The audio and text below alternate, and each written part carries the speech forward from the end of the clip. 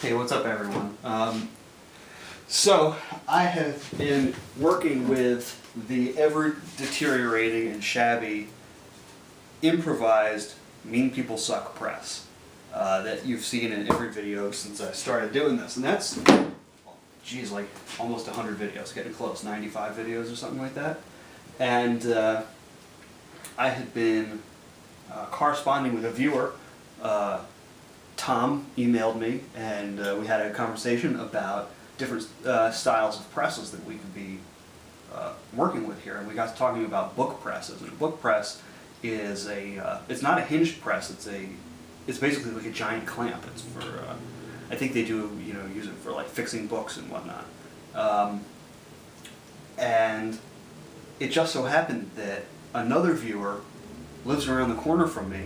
And we were talking about building a press too, and he said that he would just, let's backtrack for a second and talk about how this entire operation runs on A, luck, and B, gratitude. I'm extremely lucky that the people contact me out of the blue and want to share things with me, like ideas and tips and tricks and technology and pointers and resources, and then I'm really grateful for when they volunteer their time and energy and resources to make something for me. And that's, like Keith is made us a little stamp in his machine shop, and we're working on some other stuff together. And then Mike, who lives around the corner from me, just for having put out these videos, he decided he was going to make me this bad boy. And this is very much like the book presses that I was talking with Tom about. Now, if you go over to instructables.com/id/bookpress, you'll find some walkthroughs on how to build yourself a book press. And what the book press does is it eliminates the hinge in the back, which causes things to shift in the press as you close it and tighten it down. Because basically, as the press shuts, it's just going to push everything forward and cause it to shift away from the hinged point. But with the book press, all the pressure is straight down, and there's less likelihood of shifting and whatnot. Not only is this press far more substantial, it allows me to get a greater pressure and consistency with the clamping, and we also made the addition of drilling a couple holes through the handles of these, so if you want, you can run a screwdriver through here and really clamp this bad boy down. Now, so Mike came over the other day, and yesterday actually, and dropped it off, and I want to show you guys some examples of the stuff that we've done with this press since we got it together. These are some HK mags. Look at the clarity and the definition on these guys. They're just like phenomenal.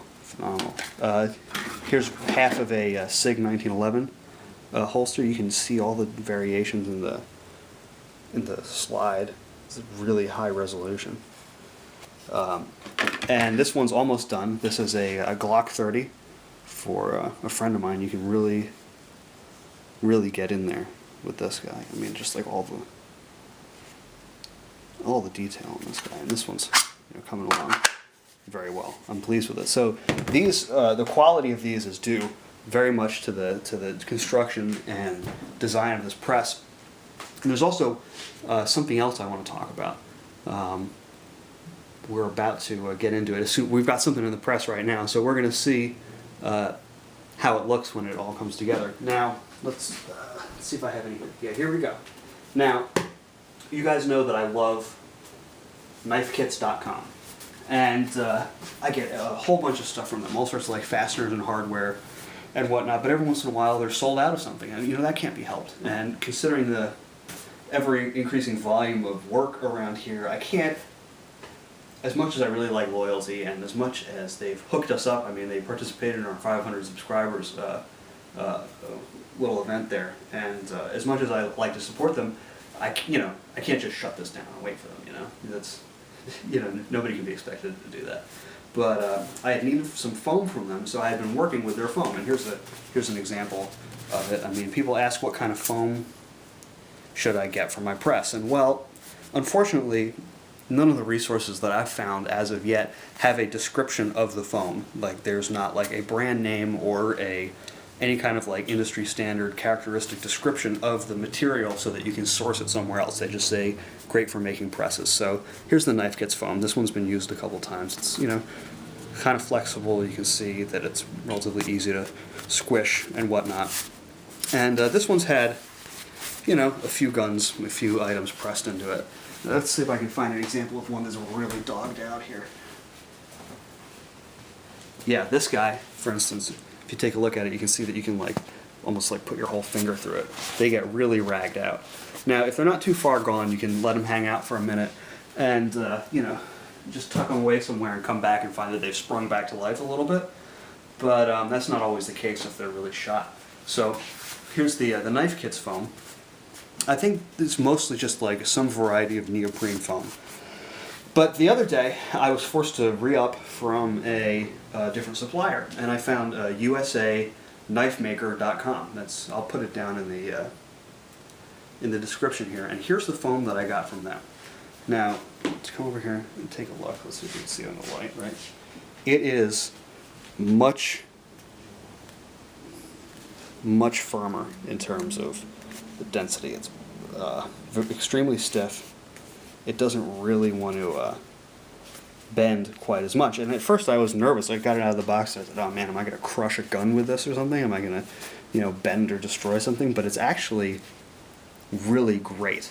Not only is it more resilient insofar as I can get more presses out of it per, you know, I can make more molds with it because it's not as susceptible to that sort of squashing and permanent deformation. It also is so dense that it gives me this absolutely nutty definition here, like where there's like microscopic variations in the gun are showing up here. I mean, like, stuff like I wasn't getting this kind of clarity before with any process. So what's in the mold right now is about ready to come out. Rebecca's working on a holster for her CZ83. It's going to be desert tan on gray. So here we go. We'll take this guy apart, open this up, and we'll see how it did. What I really like about this press is that it's very easy to for one person to use. Now, before I take it all apart, actually, I'm going to backtrack for a second and show you the construction on this press. There's one beam that goes across the top here with a little countersunk capture for the clamp, so the clamp doesn't walk as you tighten it up. Because in the past with that other press, I found that it sort of twists if I tighten one side more than the other. Now, look how thick these sides are. I mean, this is not going to bend or warp in the slightest. And if we look at the bottom here, it's set up so that the clamp can sort of sit flush with the table and with these legs, as well as on the side. It's captured in the side as well. So it's easy for one person to operate, and you can also break it down entirely and store it if you need to get it out of the way. So I'll show you when we take it apart. The clamps don't like fall off to the side if there's no pressure on them. They're held in place pretty gently here. So open that up, reset the clamp, and we'll do the other side here.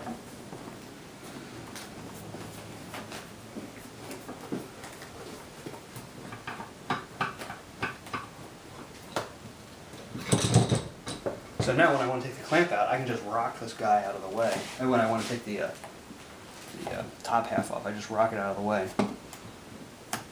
and move it over. So just with a little piece of carpet tape. I mean, this has had, God, I forgot how many guns I've put through this press already on this foam, and this foam is being very resilient. All you have to do is warm it back up on top of the toaster oven or with your heat gun, and the impression basically disappears. So I'm going to set this guy up to the side here. Here we go. We're going to take this out and reveal what kind of definition we got with this press. And it's pretty wild. take a look. That's very sharp indeed, I think. Very good. So here we go. Excellent. A perfect mold. So big thanks to Mike for taking the time and putting this bad boy together. And so yeah, the foam removed right out of the bottom so you can exchange it. And this foam's holding up very well, considering the amount of heat and pressure that we're putting it under. So big thanks to Mike for taking the time and the resources to put this together for us, and thanks to Tom as well for putting me onto the book press. So you can get this foam at usa.knifemakers.com. That's maker singular. It's comparably priced to the Knife Kits foam, and I like it just a little bit better. It's given me really good results, and I encourage you guys to check it out. So thanks for watching. Stay tuned for the updated how-to video that we're going to do when we hit 1,000 subscribers, which shouldn't be that long from now. And big thanks to all of you guys who are out there ordering holsters and keeping this project going. So take it easy, and good luck with your projects, everyone.